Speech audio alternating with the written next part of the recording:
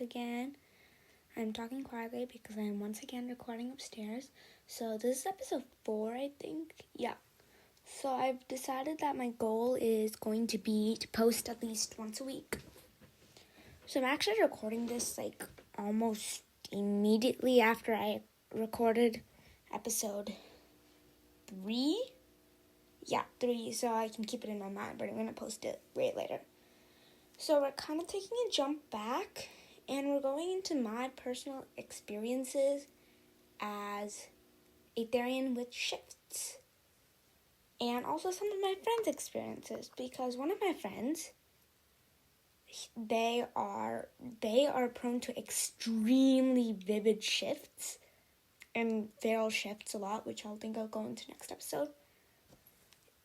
And they're very prone to it. So, yeah. Also, some experiences I've had while shifting in school, which is terrifying. So, first off,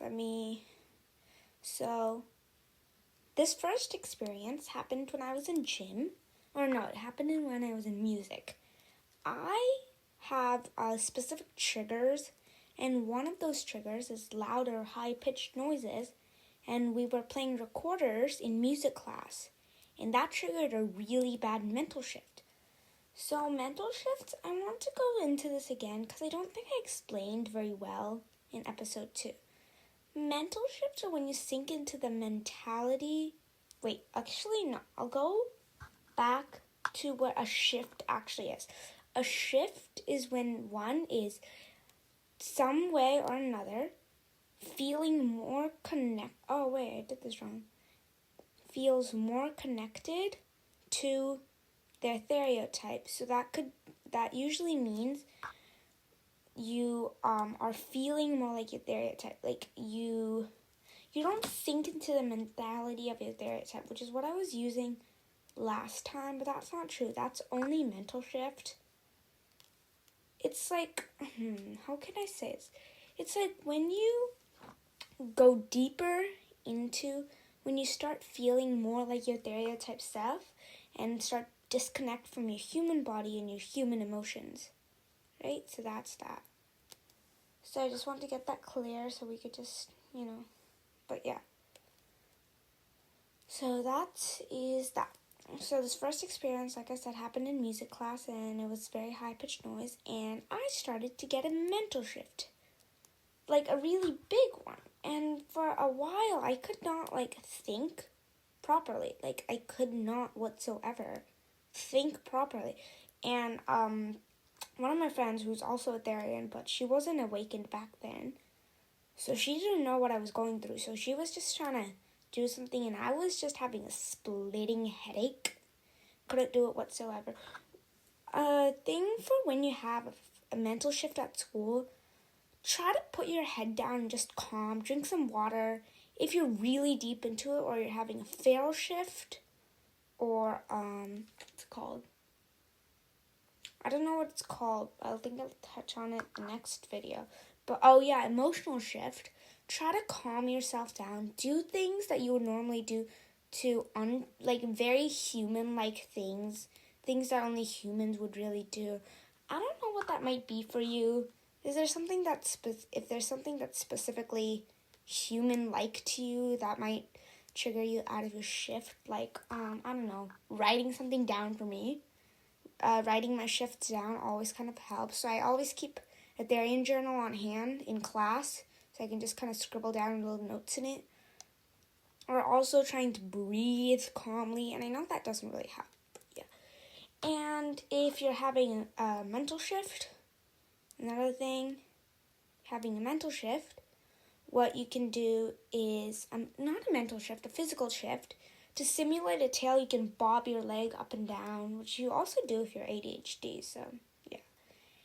And try if you have earmuffs or something like that, if you wear earmuffs, try to go put them on, because having something warm on your head always helps with ear shifts, and sometimes even with mental shifts when you have headaches, because it kind of calms you down, if you know what I mean.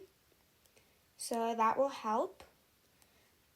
Another thing, you can also trigger shifts. I don't know if I've talked about this yet, but you can trigger shifts if you want to. Like, some specific triggers for me is since all of my stereotypes are cat-like animals. Reading warrior cats triggers my mental shift sometimes. Not my mental shift usually, though. My phantom shifts. Yeah, that listening to music that's very Therian-like sometimes triggers dream shifts when I go to sleep, or mental shifts. Sometimes being outside helps trigger sensory shifts or phantom shifts. And thinking about my stereotypes before I go to sleep also triggers dream shifts sometimes. Loud noises, like I said, trigger my shifts. Yeah, so those are some ways to cope with that. So what I do if you have kind of a large stereotype, I guess this is more of a coping video than a personal experiences video, I guess. Let's take back what I said. If you are a larger stereotype and you need to eat food what I recommend is eating chicken legs or chicken wings, something like that. Something that's big and bulky, but not literally bulky, just as a nice snack. Because those will work really well. Eating anything that's big and bulky that you kind of need to snap, that will work. I've heard that for dog Therians and wolf Therians, that jerky kind of simulates kibble, cut up jerky or something. I personally don't eat meats other than chicken, so I can't really vouch for that. Seafood also works for domesticated cat Therians. For wild cat Therians, like I said, chicken, that kind of stuff. I don't know very much about fox Therians. I only know so much about canine Therians because I have 2 friends who are canine Therians. Yeah. So, apparently playing soccer also helps with being a canine Therian because it kind of simulates fetch if you're domesticated. Instead of literally throwing a stick and chasing it, which is very awkward if you're doing it in front of actual people. But doing it with a ball is very similar, and I think that might help. For me, this doesn't really translate into my specific stereotypes, which are Paula's cat and Iberian lynx, by the way. But if you're a domesticated cat Therian or a domesticated dog Therian, I don't know how much this actually helps, but I think finding a feathered keychain or fidget or something that kind of simulates a toy that you might play with in a stereotype body, I think that might help. I don't personally know. I do sometimes, what I like to do is I like finding 2 poles that are slightly lifted off the ground that can fit a ball in between. So that's usually my dining table, and I lie on my carpet, and then I kind of put a ball in between and roll it around, and it really helps me calm down. Or using if you take a pipe cleaner and put beads through it and kind of just move that around or shake it in front of yourself and kind of try to snatch it. Yeah, that might work too. I've always wanted to buy a laser toy for myself, but I don't know if you can actually do that. But I think that might help too. Yeah, so foods help, and trying calming methods also help.